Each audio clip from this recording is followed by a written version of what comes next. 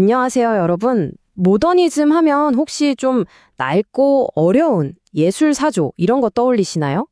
오늘 저희가 들여다볼 이야기는요, 모더니즘을 그냥 과거의 유행이 아니라 우리가 세상을 보는 방식을 아예 뿌리부터 바꿔버린 정말 거대한 혁명으로 한번 다뤄보려고 합니다.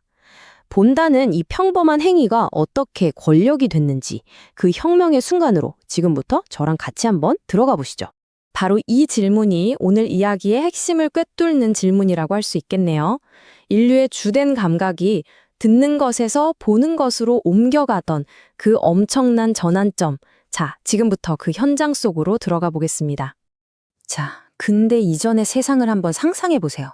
거기는 청각의 세상이었어요. 누군가 나를 부를 때 제가 응답하면서 비로소 내 존재가 확인되는 그런 관계 중심의 세계였죠. 공동체 안에서 나는 항상 불리는 존재였거든요. 하지만 근대는 이 모든 걸 완전히 뒤집어 버립니다. 이제 중요한 건 관찰하는 나, 바로 개인이에요. 세상의 중심에 개인이 딱 서서 모든 걸 바라보고 파악하는 이른바 시각의 시대가 활짝 열린 거죠. 이 거대한 시각으로의 전환은요, 바로 나라는 개인의 탄생과 맞물려 시작됐습니다. 한 명의 인간을 이 우주의 중심에 놓게 된 지적인 혁명과 함께 말이죠. 네, 바로 이 유명한 문장.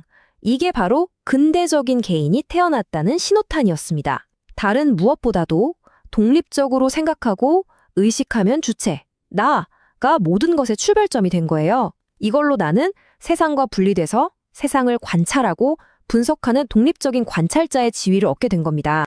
이게 되게 간단해 보이는 생각의 전환 같지만 사실 철학에서 예술까지 모든 걸 바꿔놨어요. 세상이 그냥 우리가 그 안에 사는 공간이 아니라 관찰해야 할 대상이 되니까 인간은 그때부터 세상을 분석하고 측정하고 또 재구성하기 시작한 거죠. 미술에서 나타난 원근법, 이게 그냥 그림 잘 그리는 기술 발전이 아니었어요. 이거야말로 새로운 세계관의 가장 확실한 시각적 증거였죠. 왜냐면요, 화가, 즉 관찰자의 딱 하나의 시점에서 온 세상을 체계적으로 재구성하는 방식이거든요. 세상 전체가 한 개인의 시선 아래 질서정연하게 쫙 배치된 겁니다. 그런데 이 시각 중심의 전환에는 아주 어두운 이면이 있었습니다.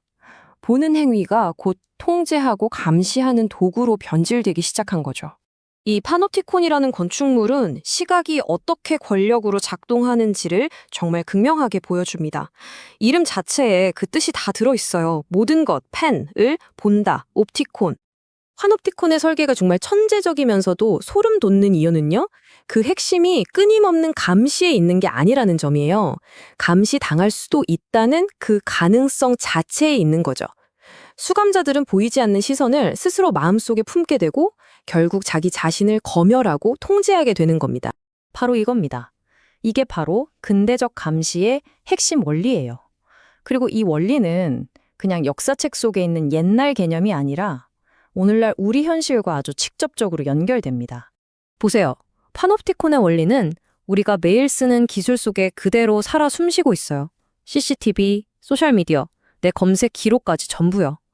오늘날에 보이지 않는 시선, 그러니까 데이터는 우리를 들여다보고 통제하는 새로운 권력이 된 거죠. 하지만 이렇게 모든 것을 보고 분석하고 효율적으로 만들려던 이성의 꿈은 곧 인류 역사상 가장 끔찍한 악몽으로 변하게 됩니다. 계몽주의 시대의 약속은 정말 장밋빛이었어요. 과학과 진보, 그리고 인간의 지성만 있으면 고통 없는 완벽한 미래를 만들 수 있다. 이런 믿음이 가득했죠. 하지만 이성의 약속이 어떻게 배신당했는지 이 연대표가 아주 내목하게 보여주네요. 19세기의 그 낙관료는 1차 세계대전의 참호 속에서 그리고 결국 아우슈비츠와 원자폭탄의 버섯구름 아래서 정말 처참하게 무너져 내렸습니다. 진보의 꿈이 악몽이 되어버린 순간이죠. 결국 말이죠. 모더니즘의 가장 위대한 도구였던 효율성, 논리, 과학적 합리성이 인류 자신을 향한 무기가 되어버린 거예요. 생각해보면 아우슈비츠는 가장 효율적인 대량 학살이라는 그 끔찍하게 합리적인 목표의 최종 결과물이었던 셈이니까요. 이 어마어마한 배신 이후에 사람들은 어떤 거대한 이야기나 보편적인 진리 같은 것에 대해서 아주 깊은 회의감을 갖게 됐습니다. 이 거대한 환멸 속에서 포스트 모더니즘이 등장합니다. 이건 모더니즘의 실패에 대한 어쩌면 필연적인 응답이었어요. 절대적인 진리란 없다, 이렇게 선언한 거죠. 그런데 여기서 문제가 생깁니다. 모든 진리가 의심받으니까 우리가 예상치 못했던 문제에 부딪히게 된 거예요.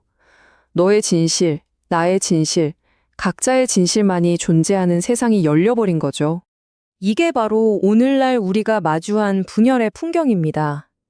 이성과 사실이라는 공통의 기반이 무너지면서 우리는 각자의 부족 안에 갇혀서 서로에게 귀를 닫아버렸어요. 대화는 사라지고 대립만 남게 된 거죠. 바로 이 지점에서 우리는 아주 흥미로운 역설과 마주하게 됩니다. 이성의 실패가 낳은 이 분열의 문제를 해결하기 위해서 참 아이러니하게도 다시 이성이 필요하다는 주장이 나오는 거죠. 물론 이건 옛날처럼 맹목적인 낙관론으로 돌아가자는 게 아니에요. 통제의 도구가 아니라 연결의 도구로서 이성을 다시 한번 사용해 보자는 그런 의식적인 선택을 하자는 겁니다. 서로 다른 진실 속에 갇혀서 싸우기보다 대화를 가능하게 하는 최소한의 공통 기반부터 복원해야 한다는 거죠. 되게 흥미로운 건요, 우리가 이 정보 과잉의 시대에 본능적으로 저항하고 있다는 거예요. 끝없는 시각 정보와 감시에 지쳐서 그런지 스파를 받고 네일 아트를 하고 또 음식을 맛보는 이런 아주 구체적이고 물리적인 경험에서 위안을 찾고 있는 거죠.